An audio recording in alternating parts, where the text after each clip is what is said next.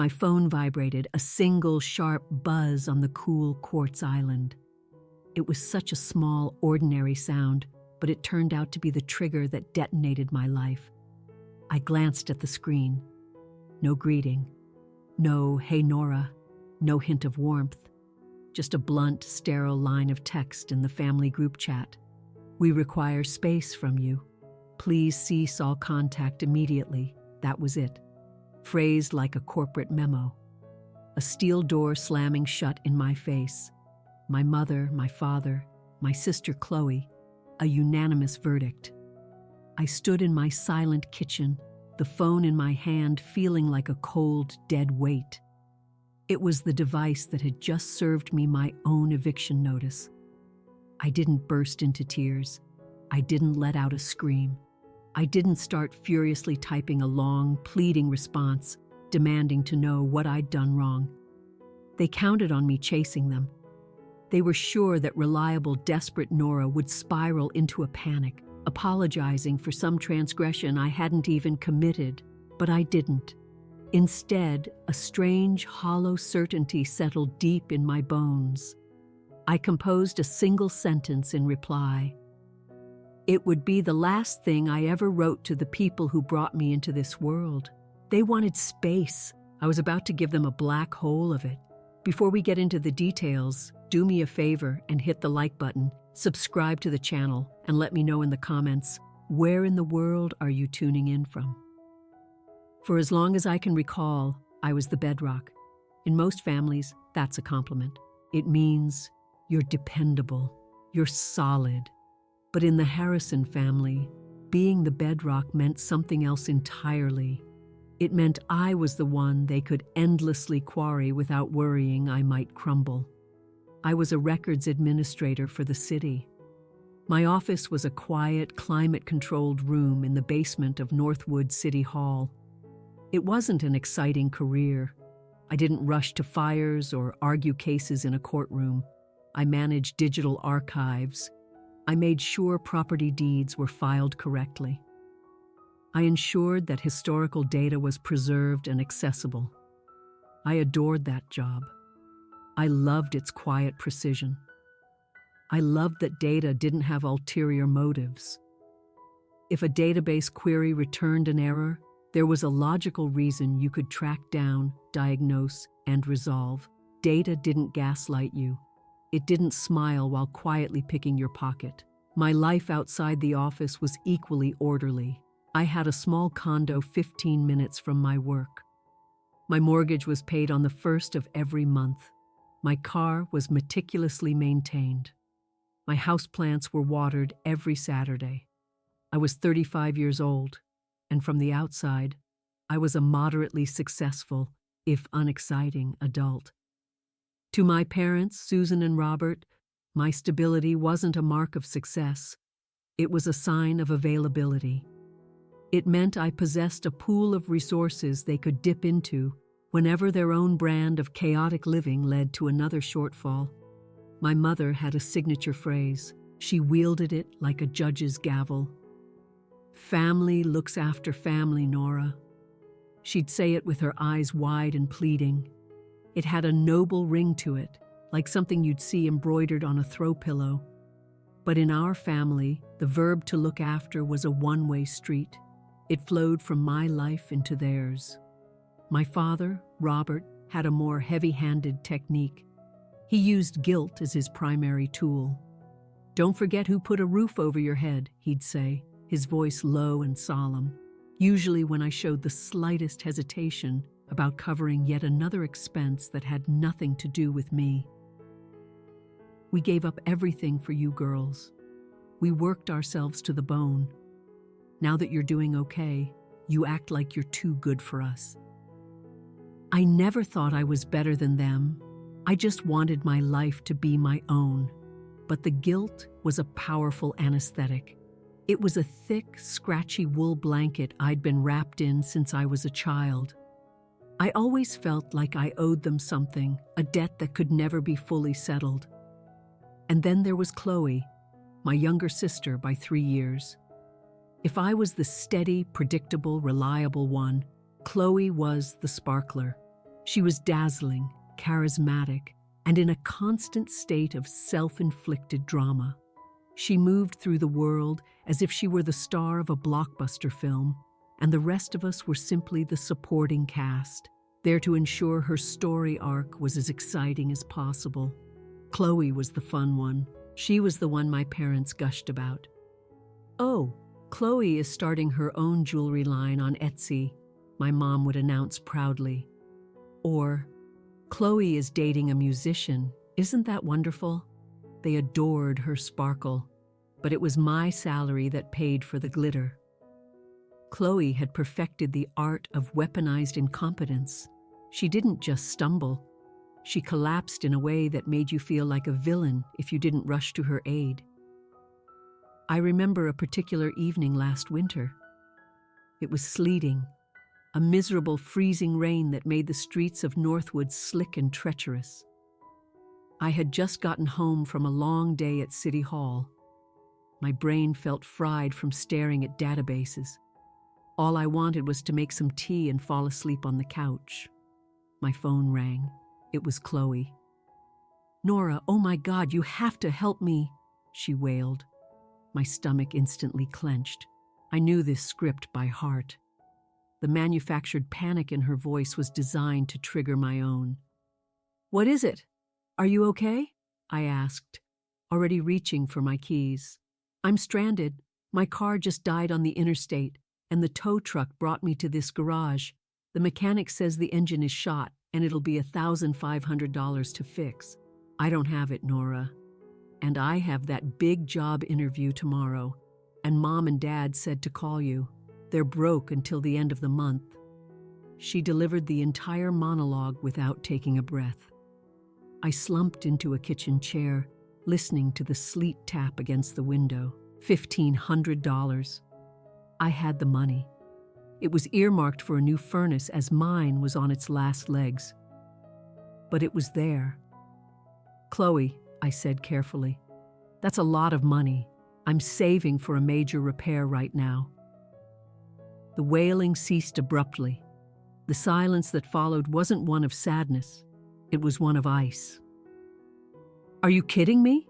she asked, her voice stripped of its earlier tremor. "You're going to just leave me here, at this creepy garage in the middle of nowhere? Mom said you'd help. She said, call Nora, she'll take care of it." There it was, the phrase that had become my job description. Nora will take care of it. I didn't say I wouldn't help, I backpedaled, slipping back into my designated role. I just said it was a lot. "So, my safety isn't worth a lot to you?" Chloe retorted. "God, you can be so transactional sometimes. You just sit in your quiet little office hoarding all that money, and you look down on me for trying to make it." I wasn't hoarding money. I made a respectable but not extravagant salary.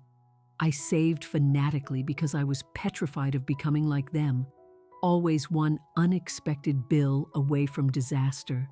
But to them, my savings account wasn't for my security. It was the Harrison Family Contingency Fund. "Put the mechanic on," I sighed. I paid for the engine repair. I didn't get a thank you. What I got was a text from my mother an hour later. "So glad you did the right thing, Nora. We have to look out for Chloe. She's so fragile right now." Chloe was always so fragile. She was finding her path. She was between projects. She was recovering from a toxic friendship. The excuses evolved, but the financial outcome remained constant. I paid. It wasn't just the big dramatic emergencies either. It was the slow, constant exsanguination of my finances. We'd go out for my dad's birthday. The check would arrive. My dad would perform a theatrical search of his pockets.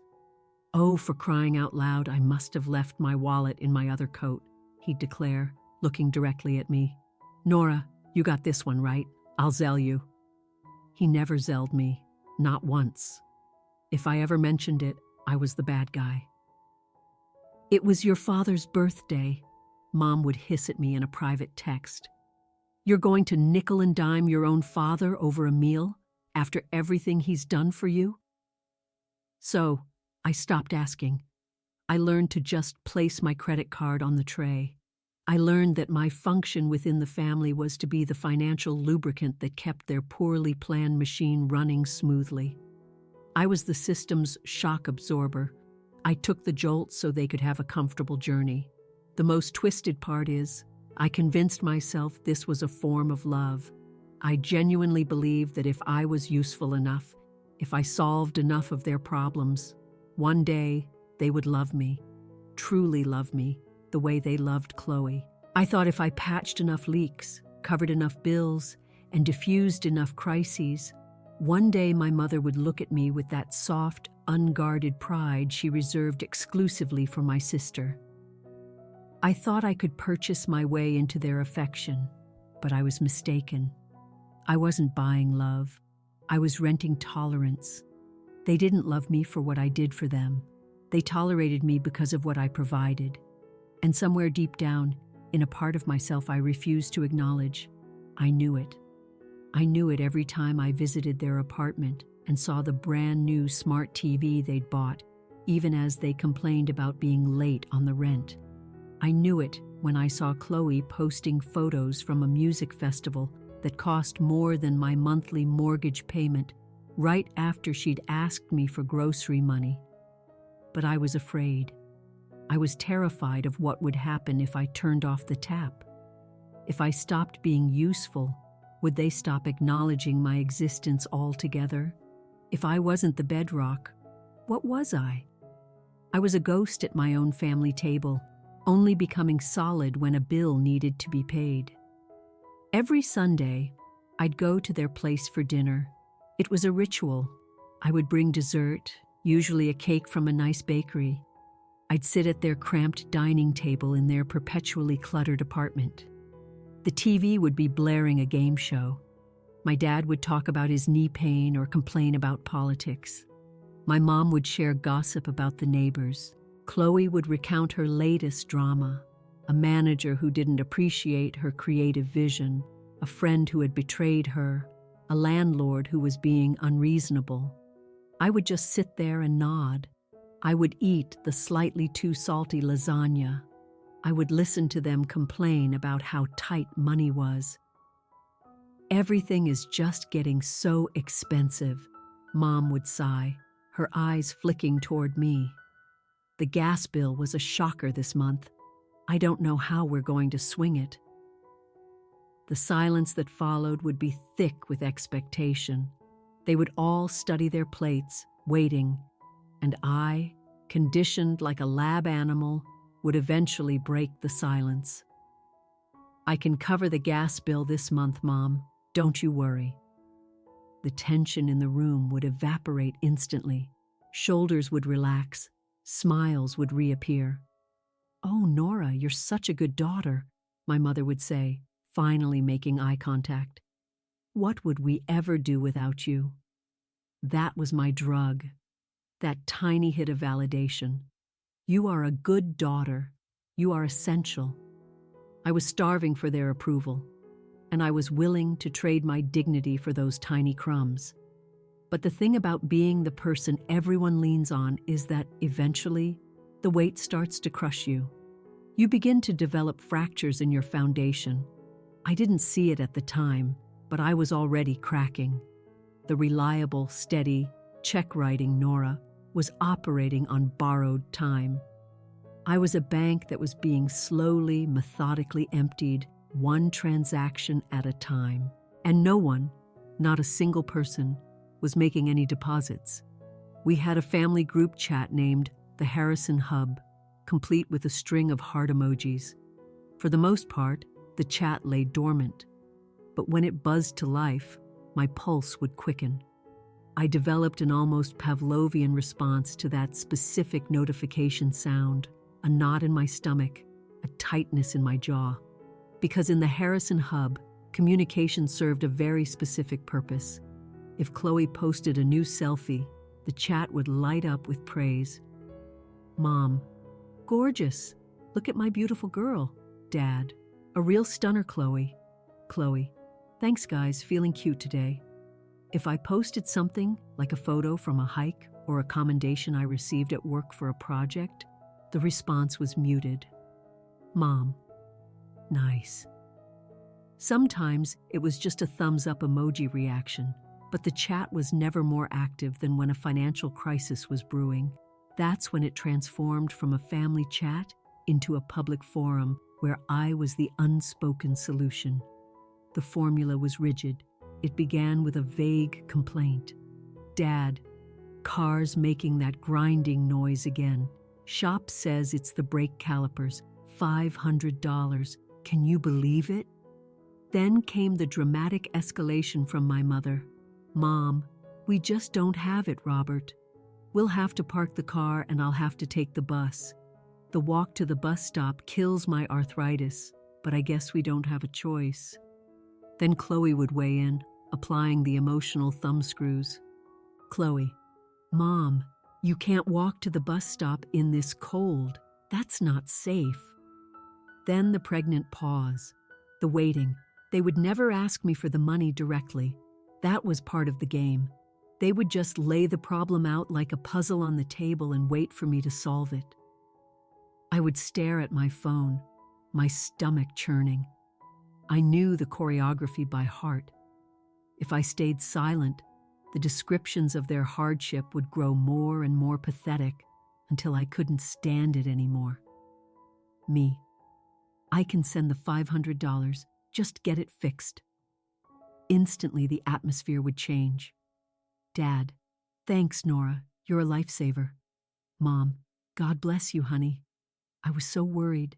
Each transfer felt like a ransom payment. I wasn't just paying for brake calipers. I was paying to avoid the guilt of picturing my mother in pain. I was paying for my continued conditional membership in the family. But over the years, the dynamic had soured from need to entitlement. They stopped implying and started expecting. Love in our family felt like a debt I was perpetually repaying. If I ever tried to say no or even just hesitated, the history books were flung open. After all we sacrificed for you became their battle cry. I remember one incident vividly, about 6 months ago.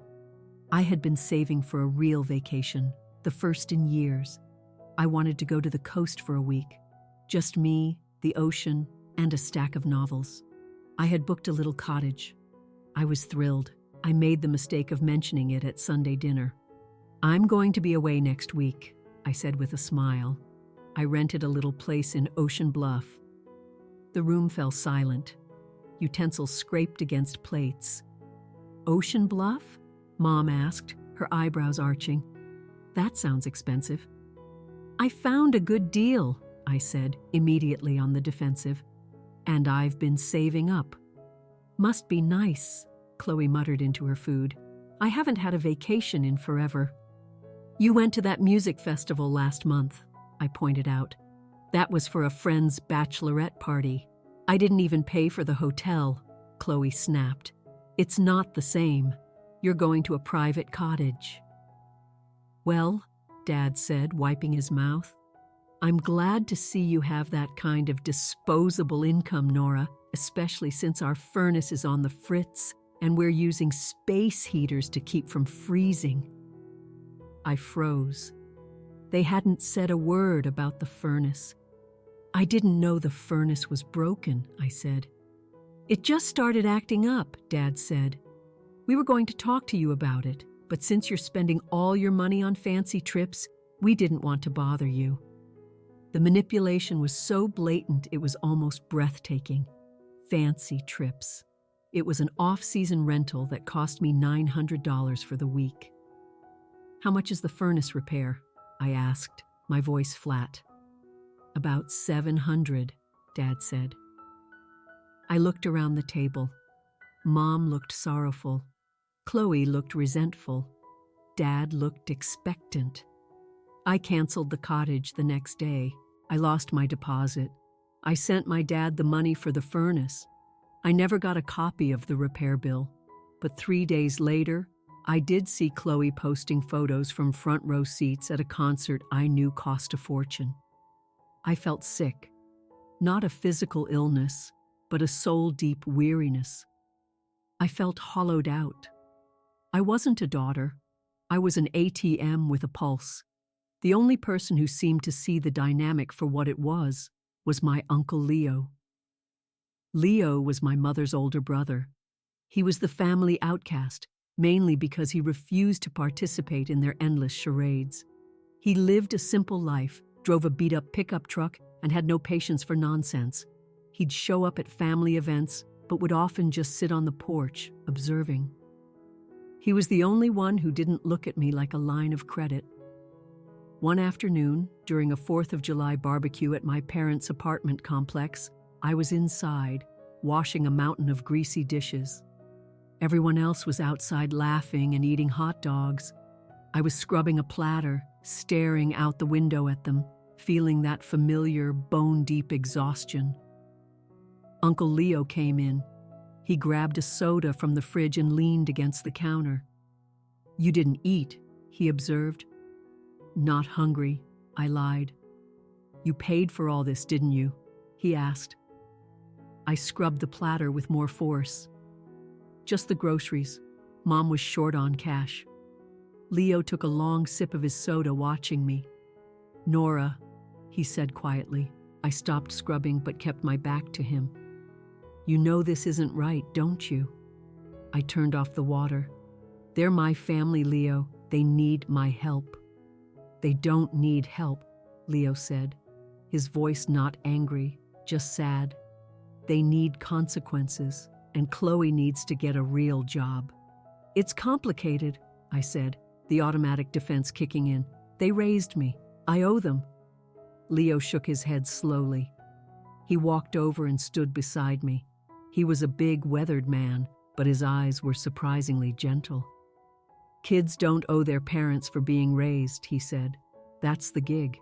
You don't pay rent for the space you occupied as a child, Nora." I felt my eyes start to burn. I blinked hard, refusing to let the tears fall. I was the strong one. Crying was not in my job description. "They depend on me," I whispered.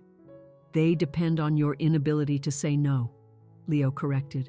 "They've mistaken your compassion for a budget line item, and they will keep drawing from it until you are completely overdrawn, and then they will complain that you're broke." I stared at him, stunned by the raw honesty of his words. "That's not fair," I said weakly. "Fair?" Leo let out a short, bitter laugh. "Look at you. You're 35. You look exhausted. You're carrying 3 fully grown adults on your back, and they're complaining that the ride isn't smooth enough." He put a heavy hand on my shoulder. "One of these days you're going to have to close the bank, and when you do, you'll find out exactly who they are. I just hope you're ready for the answer." He gave my shoulder a squeeze and walked back outside. I stood in the kitchen, trembling. I wanted to be furious with him. I wanted to rush out there and defend my family. I wanted to believe they loved me, that they were just struggling, that we were all in this together. But deep down, in the place where I kept my most honest and painful thoughts, I knew he was right. I dried the platter. I pasted on a smile. I went back out to the party. "Nora!" Chloe called from her lawn chair. "We're out of chips. Can you run to the store and grab some more of that fancy seltzer water?" My dad looked up. "Yeah, get a couple of cases this time, Nora." I glanced across the yard at Uncle Leo. He raised his soda can in a quiet, knowing salute. "Sure," I said. "I'll go." I got in my car. I drove to the store. I bought the chips. I bought the seltzer. I paid for it all. I drove back. But as I drove, a small, hard kernel of something new began to form in my gut. It wasn't guilt. It wasn't anxiety. It was resentment. Leo's words were echoing in my head. "They will keep drawing from it until you are completely overdrawn." I didn't know it then, but a fuse had just been lit. It was a very long fuse, smoldering slowly through years of conditioning and guilt, but it was burning. The system was established. The roles were set. I was the provider. They were the recipients. It was a system that worked flawlessly for them. But all systems eventually fail. Machines break down. And even the most dutiful daughter has a breaking point. Mine was approaching fast, disguised as a simple request for an apartment deposit. I parked the car and carried the grocery bags up to the party. "Finally," Chloe said as I walked in. I was parched. She didn't move to help, she just held out her empty cup. I filled it. I smiled. But for the very first time, the smile felt like a mask, and it didn't reach my eyes. The bank was still open, but its closing time was drawing near. The request didn't come in a desperate phone call. It didn't happen in the middle of a screaming match. It happened on a quiet Sunday afternoon in my parents' living room, with the scent of stale coffee hanging in the air. We were all sitting around. My dad was dozing in his recliner. My mom was mindlessly flipping through a catalog. I was perched on the edge of the couch, trying to answer work emails on my phone, already feeling the Sunday night dread. Chloe came dancing in from the kitchen. She had a particular bounce in her step that I'd come to recognize as the preamble to a big ask, but this time she seemed genuinely thrilled. She held up her phone, showing us all pictures. "Okay, you guys, look at this," she said, swiping through a photo gallery. I found it, the perfect loft apartment. It was downtown, right near that new brewery she liked. Exposed brick, a little balcony, a huge walk-in closet. My mom looked up, her face lighting up. "Oh, that's gorgeous, honey. You deserve a beautiful place." "It's incredible," Chloe said, plopping down on the couch next to me. "And the best part is, the landlord said I can have it if I get the deposit to him by tomorrow." A familiar knot of dread tightened in my stomach. I kept my eyes fixed on my phone, pretending to read an email I'd already seen. I knew what was coming. I could feel the atmosphere in the room shifting, the pressure dropping before a storm. "That's great, Chloe," I said, aiming for a neutral tone. "It is," she said, turning her whole body to face me. "But here's the thing. The move-in costs are a little steep. It's first, last, and security, plus a pet deposit for her dumb little dog, Astro." "How much?" Dad asked from his chair, his eyes still closed. He wasn't worried. Why would he be? He wasn't the one who would be paying. "It's $5,500, Chloe said. The room went quiet. Over $5,000. "That's a lot of money," Mom said, but her tone wasn't a barrier, just an observation. Her eyes slid to me. I didn't look up. I stared at the meaningless text on my screen. "So," Chloe continued, her voice shifting into that sweet, cloying tone she reserved for these moments. "I have about 1,000 saved up. I just need the other 4,500, just to lock it down. I can pay you back as soon as my Etsy shop takes off." Her Etsy shop had been about to take off for 4 years. "Nora," Chloe said, nudging my leg, "can you float me the 4,500? He said I could just Venmo it to him right now if I get the cash." I finally looked up from my phone. I looked at her hopeful, expectant face. She didn't look malicious. She looked purely entitled. She looked like someone who had never been told that her wants had a cost to others. She was looking at me not as a sister, but as a financial instrument. I glanced at my mom, who was smiling at me encouragingly. "It would be a loan, of course," Mom added quickly. "Chloe is good for it." I looked at my dad. He gave a single, firm nod. "Help your sister, Nora. She needs a safe place to live." The sheer weight of it, the exhaustion of this endless cycle hit me all at once. I had that money in my savings. It was my emergency fund. It was the cash I kept for if my car finally died, or if there were layoffs at City Hall, or for a medical emergency. It was my parachute. They were asking me to shred my parachute to make Chloe a decorative canopy. I took a slow, deep breath. My heart was pounding against my ribs like a trapped bird. I had rehearsed this moment in my head 1,000 times, usually in the car on my way home from their house, angry and resentful. But I had never actually said the word out loud when it counted. "No," I said. The word was quiet, but it landed in the center of the room with the force of a wrecking ball. Chloe blinked, her smile frozen in place, as if she'd misheard. "What?" "No," I said again, my voice steadier this time, which surprised me. "I can't give you $4,500, Chloe." The room turned to ice. My mom's face went slack with disbelief, as if I'd suddenly started speaking in tongues. "Nora, don't be ridiculous. It's for her apartment. She'll lose it if she doesn't pay him tomorrow." "Then she'll lose it," I said. My dad sat bolt upright in his chair. The sleepy expression was gone, replaced by a hard, angry line. "Excuse me?" he said. "I don't have it to give," I lied. Or it was a half-truth. I had the money, but I did not have it to give to them.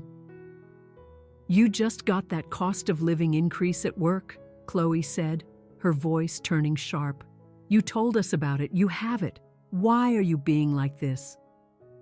"It's not about whether I have it or not," I said, my hands trembling slightly in my lap. "I am not giving you $4,500.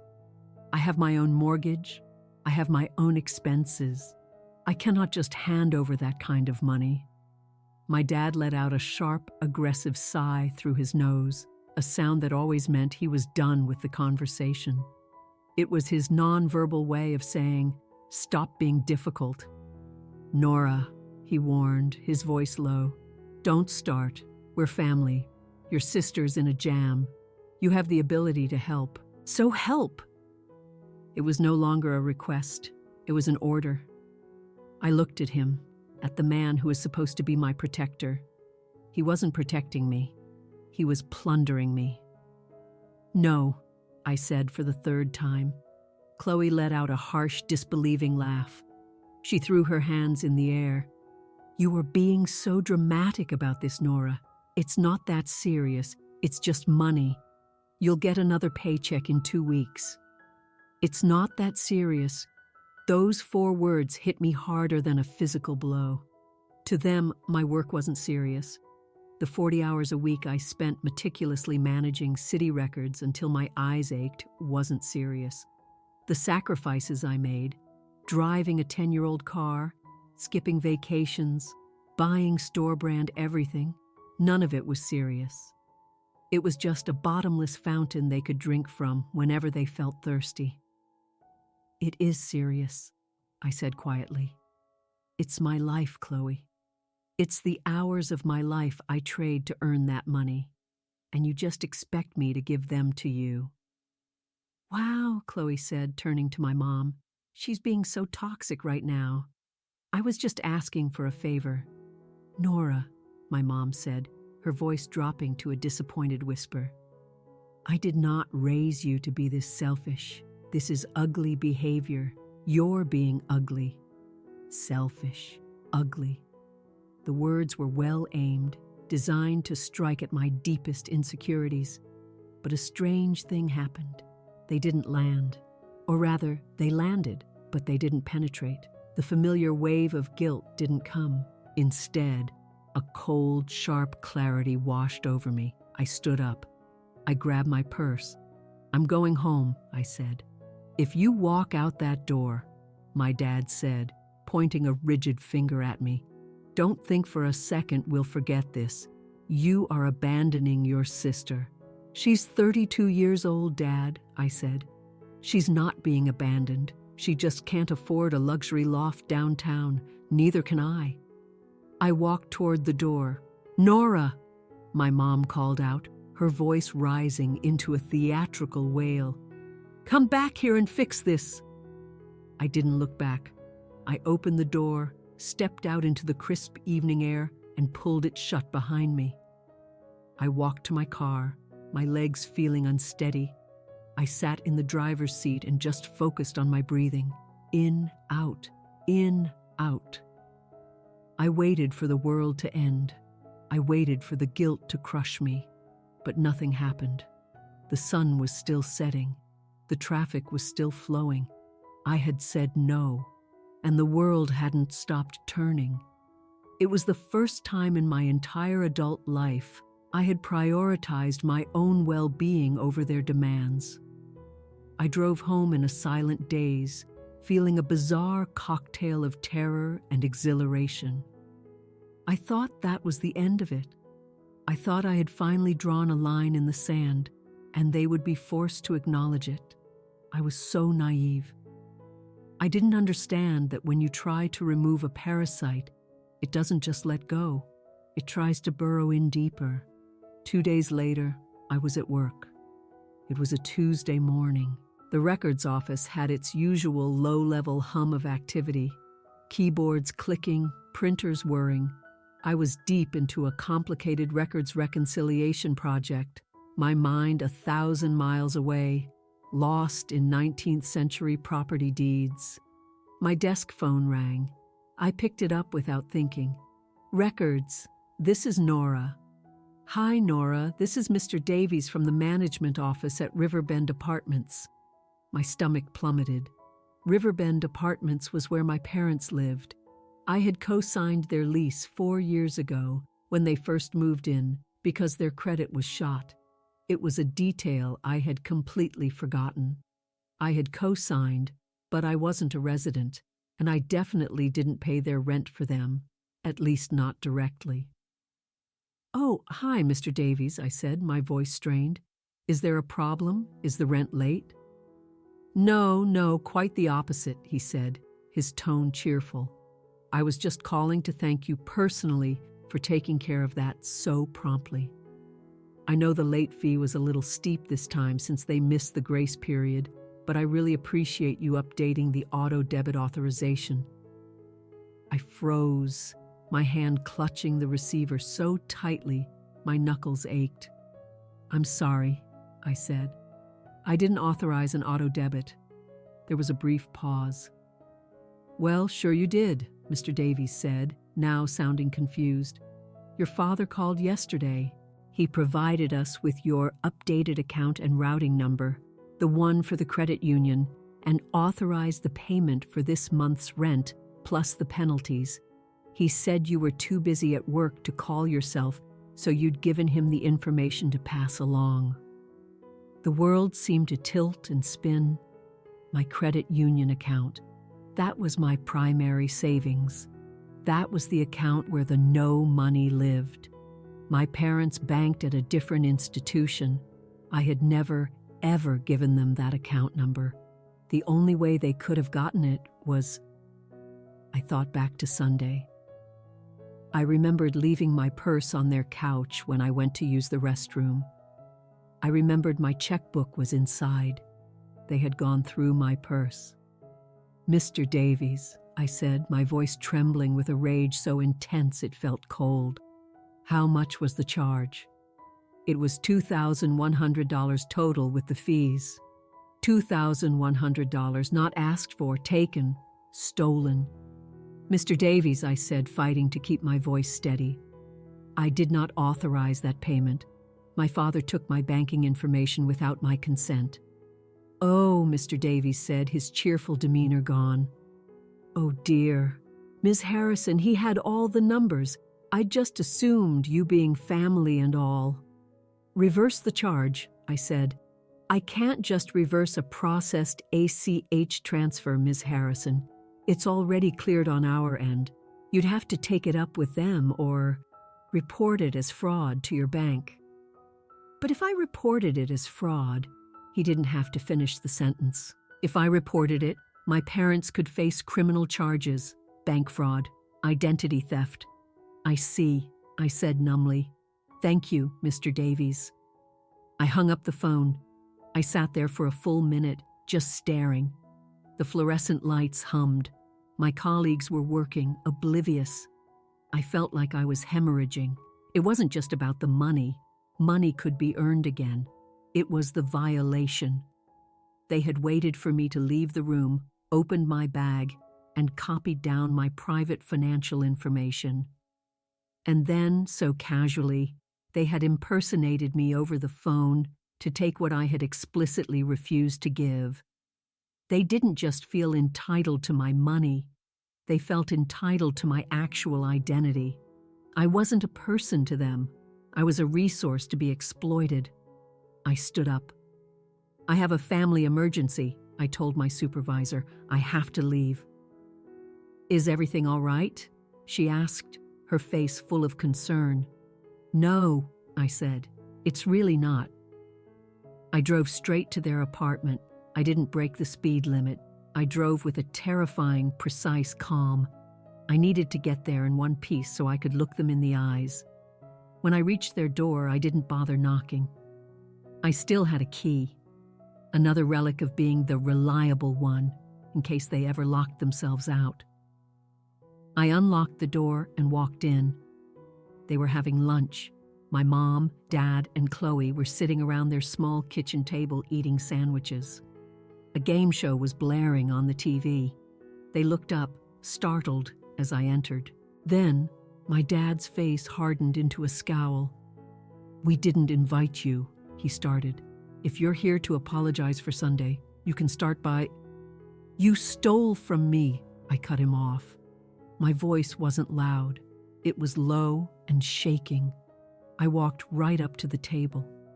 "You went into my purse," I said, locking eyes with my father. "You stole my account number, and you used my money to pay your rent." The room went dead quiet. Chloe slowly took another bite of her sandwich, looking away. My mom stared down at her hands. My dad, however, didn't flinch. He leaned back in his chair, crossing his arms over his chest. "We didn't steal anything," he said calmly. "We borrowed it. We were going to pay you back." "You impersonated me," I said. "You told the landlord that I gave you permission. That is fraud. That is a crime." "Oh, stop it," Mom snapped, slapping her hand on the table. "Don't you dare use those words with your father. Fraud. Crime. We're your parents. We needed the rent money. What were we supposed to do, get evicted?" "You were supposed to ask," I yelled, my control finally cracking. "And when I said no, you were supposed to respect it and figure it out yourselves, like adults." "You would have just said no again," Chloe piped up, her mouth full. "You were in a mood on Sunday. We just did what was necessary." "Dad said you'd get over it," she added. "Dad said you'd get over it." That was it. The entire philosophy of my life, summed up in 5 words. Nora will absorb the blow. Nora will fix it. Nora will get over it. "I deserve to have a say in my own life," I said, my voice shaking with rage and hurt. "I am not just an extension of you people." "You're attacking us," my mom cried, tears instantly welling in her eyes. It was a performance I'd seen 1,000 times, the immediate pivot to victimhood. You barge into our home screaming at us, calling us criminals after everything we've done for you. "I am not screaming," I said, my voice dangerously low. "I am stating facts." "Watch your tone," Dad said, standing up. He was a large man, and he often used his physical presence to intimidate. He loomed over me. "I am still your father. I brought you into this world. That money is as much ours as it is yours. We are a family unit." "No," I said, looking him straight in the eye. "My bank account is not a family unit. The hours I work are not a family unit." "God, you are so cheap," Chloe muttered, pulling out her phone. "How much was it, like $2,000? Should I Zelle you a tip? Would that make you feel better? Here, I'll send you $5 for the gas you used to drive over here." She laughed. She actually laughed. I looked at them. I looked at my mother, performing her grief to manipulate me. I looked at my father, using his size to try and cow me into submission. I looked at my sister, mocking me while she ate a sandwich that my stolen money had probably paid for. I realized something profound in that kitchen. They didn't love me. They loved my function. And they hated me for threatening to stop performing it. I didn't finish whatever I was about to say. I didn't scream or throw anything. I just stopped. The white-hot anger drained away, leaving a vast, cold emptiness in its place. I looked at my dad one last time. "I'm done," I said. "You're done when I say you're done," he shouted. I turned my back on him. "Where are you going?" Mom wailed. "Nora, don't you walk away from me." "Should I send that $5?" Chloe called out again, still laughing. I walked out the door. I didn't slam it. I just closed it gently behind me. I walked down the hall, down the stairs, and out into the bright afternoon. I got into my car. I locked the doors. I didn't know it then, but that was the last time I would ever set foot in that apartment. I had walked out on them, and I was never going back. The next day, the text message that started this whole story would arrive, and it would change everything. I spent that night in a fog. Sleep was impossible. I just lay in bed staring at the ceiling, replaying the scene in that kitchen, the smell of the sandwiches, the staged tears, Chloe's mocking laughter. I kept checking my phone, half expecting an apology, a text that said, "We're so sorry, we went too far, we shouldn't have done that." But my phone remained dark and silent. The next morning, at 10:42 a.m., it finally buzzed. I was at my desk, trying to lose myself in my work. I saw the notification from the family group chat. My heart hammered against my ribs. I picked it up. "We require space from you. Please cease all contact immediately." It was sent from my father's phone. I read it, then read it again. Space. They required space from me. I was the one who had been robbed. I was the one whose privacy had been shattered. I was the one who had been used, manipulated, and then mocked for it. And yet, they were firing me from the family. The message wasn't about needing peace. It was a power play. It was punishment. They knew they had crossed an unforgivable line, but instead of atoning for it, they were preemptively casting me as the villain. By cutting me off first, they seized control of the narrative. They could now tell everyone they were the poor, aggrieved parents who had to distance themselves from their ungrateful, unstable daughter. I sat there, holding my phone. For my entire life, a text like this would have shattered me. The old Nora would have collapsed. She would have been on the phone in seconds, sobbing, begging for forgiveness for a crime she didn't commit. She would have driven to their new apartment with an apology and a check, desperate to be allowed back into the fold. But the old Nora had died in that kitchen yesterday, the moment her sister laughed at her. I set the phone down on my desk. I looked out the window. The sky was a brilliant, cloudless blue, and I realized something startling. I wasn't devastated.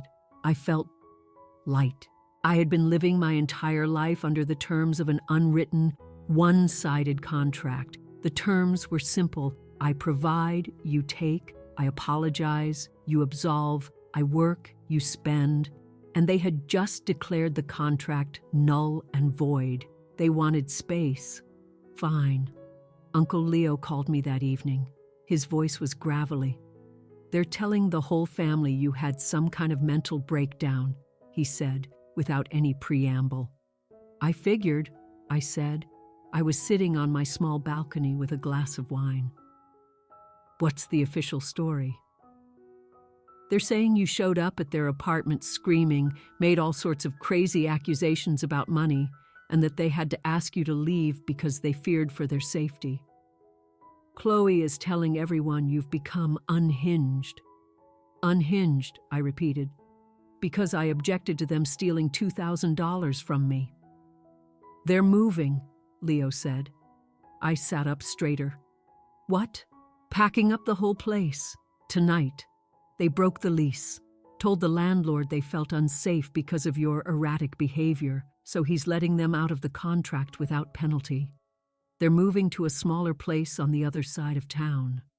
Of course they were. They were running, not from me, but from their own actions. If they stayed, they'd have to face the consequences. If they moved, they could paint themselves as victims forced out of their home by their crazy daughter. Erasing me from their lives meant they could also erase their guilt. "Do you know where they're going?" I asked. "I do," Leo said, "but I'm not telling you, and you shouldn't want to know." He was right. "Are you okay, kid?" he asked. "I don't know," I said honestly. "I feel like I should be a wreck, but I'm not." "That's not a lack of feeling," Leo said wisely. "That's relief. Don't ever confuse the two." We hung up. I looked at my phone again. The message was still there. "Please cease all contact immediately." It was a challenge. They were betting that I needed their validation more than they needed my money. They had just made the worst bet of their lives. I didn't reply to the group chat. I didn't call anyone. Instead, I got up and walked to my filing cabinet. It was time to formulate my response, not with emotion, with data. My living room floor was soon buried in paper. It looked like a crime scene. I had pulled out every storage box, every folder. I had a decade of financial records. Being organized was part of my job, but it was also my defense mechanism. I had receipts for everything. There was the invoice for Chloe's engine repair, $1,500. There was the receipt for my dad's emergency dental work copay, $950. There was the statement showing the personal loan I gave my mom for home repairs 3 years ago, $1,000. There were utility bills I'd paid, phone bills, car insurance premiums. I sat on the floor, surrounded by the physical proof of my servitude. It was a forest of faded thermal paper and ink. I started sorting. A pile for Susan, a pile for Robert, a pile for Chloe. The piles grew into small mountains. I opened my laptop and created a new spreadsheet. I began to enter every single line item, down to the cent. July 14th, 2022. Chloe's laptop for school, $1,250. September 5th, 2022. Robert's property tax shortfall, $780. November 20th, 2022. Susan's overdue electric bill, $412.37. I worked for hours. The sun set. My apartment grew dark, illuminated only by the cool glow of the screen. When I finally hit the sum function at the bottom of the column, I held my breath. The number that appeared was staggering. It was more than a down payment on a house in this city. It was a sizable retirement nest egg. It was a life I had given away. I stared at the number. $71,540.50. Over $71,000 in just under 10 years. That was the price of admission to the Harrison family. That was the subscription fee I had been paying for the privilege of being their personal safety net. I picked up my phone. I wasn't trying to be cruel. I wasn't trying to be vengeful. I just needed the truth to be documented. I took a photo of the piles of receipts on my floor. Then I took a screenshot of the spreadsheet with the final tally. I opened the text thread. I typed my message carefully, deleting and rephrasing it several times. I wanted it to be clinical, unemotional, bulletproof. Finally, I wrote, "I will be honoring your request for space." Attached is a summary of the direct financial support I've provided over the past decade. The total is $71,540.50. I'm not asking for this to be repaid. Consider it a final severance. However, effective immediately, all ongoing financial ties will be permanently severed. I am removing all of you from my mobile phone plan. I am canceling the auto payments for your car insurance. I am revoking access to all shared streaming and online retail accounts. These services will be terminated on the date circled in the attached documents. Please make your own arrangements. I will be closing the joint accounts first thing in the morning. I looked at the message. It was cold. It was factual. It was final. It wasn't an attack. It was an audit. I added one last sentence. I wish you the best. My thumb hovered over the send button. I knew that once I pressed it, there was no going back. This was the point of no return. This wasn't just ending a fight. This was formally dissolving a relationship. I thought about the little girl who used to wait by the window for her dad to come home, hoping he'd remembered to bring her a piece of candy. I thought about the teenager who worked a part-time job to buy her own textbooks because money was always tight, while Chloe got a new outfit for every school dance. I thought about the woman who stood in that kitchen yesterday and was laughed at. I pressed send. The message appeared in the chat. Blue bubble. Delivered. I set the phone down on the floor. I stood up and stretched, my back cracking loudly. The silence in my apartment felt different now. Before, it had been lonely. Now, it was clean. It was over. The truth was on the record, indisputable. I walked to the kitchen and poured a glass of water, my hands perfectly steady. And then the phone began to buzz, and buzz and buzz, a frantic, angry, continuous vibration against my hardwood floor. The fallout had begun. 2 minutes. That's how long the silence lasted after I sent the spreadsheet. I sat on the floor and just watched my phone vibrate itself across the wood like it was having a seizure. The screen lit up, went dark, lit up again. Notifications piled on top of each other. Susan, 6 new messages. Robert, 4 new messages. Chloe, 15 new messages. I didn't touch it, I just watched. It was morbidly fascinating. For years, I had been conditioned to jump the second they called. I'd feel a jolt of panic if I missed a text. Now, I was the one in control of the silence, and they were the ones spiraling. Eventually, the buzzing paused. I reached over and picked up the phone. I opened the group chat. It was a cacophony of digital rage. Susan, Nora Harrison, how dare you? Susan, this is the cruelest thing you have ever done. Throwing numbers in our faces. Susan, we are your family. You don't keep a running tab on family. Robert, money doesn't make you a good person, Nora. You think because you paid a few bills you get to own us? Robert, you are arrogant and cold. Just like your generation. No loyalty. And then there was Chloe. Her messages weren't about the morality of it. They were pure, unadulterated panic. Chloe, wait, you're actually canceling the phone plan? Chloe, Nora, I have job interviews. You can't cut off my phone. Chloe, you are literally having a psychotic episode. Answer the phone. I read every single one. I felt a strange sense of detachment, like I was reading a terrible play I was no longer a part of.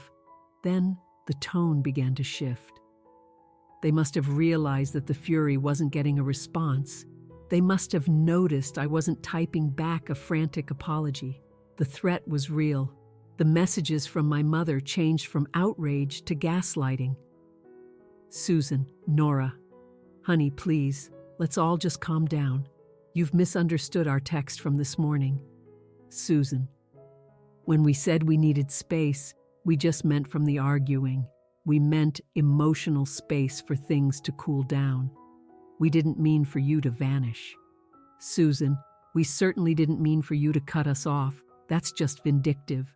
We rely on your help. You know your father's pension isn't enough. I stared at the screen. We meant emotional space. The translation was crystal clear. Go away, but leave your wallet here. They wanted the financial benefits of having a daughter without the inconvenience of having to deal with me as a person. They didn't miss me. They missed my money. I typed out my reply, my fingers steady and sure. Your message said, please cease all contact immediately. I am respecting that. I am ceasing contact. The financial support was a form of contact. It was a component of our relationship. That relationship is now over. I hit send. The phone immediately erupted again. Robert, if you do this, don't expect an invitation to Christmas. Don't expect a call on your birthday. You are dead to us. I looked at that text. You are dead to us.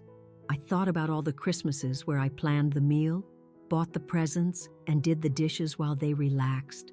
I thought about all the birthdays where I was the only one who remembered to organize a cake. If being dead to them meant being free, then so be it. I didn't reply. I went into my phone's settings. I found the Do Not Disturb function. I switched it on. Then I took it a step further. I blocked their numbers one by one. Susan, blocked. Robert, blocked. Chloe, blocked. The silence that followed was total. It was profound. It was the silence of a bridge being dynamited. But as I sat there in my quiet apartment, listening to the hum of my own refrigerator, I realized that peace isn't always gentle. Sometimes peace is a heavy, dead-bolted steel door you slam shut to keep the wolves from getting in. I ordered a pizza. I ate it on the floor. I felt a pang of loneliness, yes. But for the first time in my adult life, I didn't feel used. That evening, around 8 p.m., my doorbell rang. My heart leaped into my throat. I froze. I was sure it was them. I imagined my father, red-faced and furious, ready to pound on my door until I caved. I crept to the peephole and looked out. It wasn't my father. It was Uncle Leo. He was standing there in his worn-out denim jacket, looking weary. Next to him on the walkway were 3 dusty cardboard boxes. I unlocked the door. "Leo," I said. He looked at me, then gestured with his chin toward the boxes. "Didn't want to bring these," he said, his voice gruff. But I couldn't just let them throw them in the dumpster. "What are they?" I asked. "They're moving out tonight, just like I said," Leo explained. "Rented a truck. They were just tossing stuff, clearing out closets. Told me to take this junk to the curb." He nudged one of the boxes with the toe of his boot. "Saw your name written on them." I looked at the boxes. They were sealed with old, yellowing packing tape. "Can I come in?" he asked. "Yeah," I said, stepping aside. "Of course." He carried the boxes inside and set them on my coffee table. He went to my kitchen and got himself a glass of water like he'd done it 100 times. He seemed to carry a weight of his own. "You don't have to open them," he said, leaning against the door frame. I never did. Dug deeper. There was a scarf I'd bought for Chloe, a nice leather wallet for my dad, brand new, still in their packaging, untouched. I opened the second box. It was full of greeting cards. Every birthday card, Mother's Day card, and Christmas card I had ever given them. I picked one up from a few years back. I opened it. "Dear Mom and Dad, thank you for everything. I know things are tough right now, but I love you both so much. Enclosed is a check to help with the car payment. Love, Nora." The check, of course, was gone, but the card and the sentiment had been tossed in a box, unread. I opened the third box. This one was the most painful. It was full of letters I had written to them over the years and a photo album I had painstakingly created for their 30th anniversary. I had spent weeks scanning old family photos, digitally restoring them, and arranging them in chronological order. It was supposed to be a history of our family. I opened the cover. The spine made a cracking sound. It had never been fully opened. Taped to the inside cover was a yellow, sticky note in my mother's handwriting.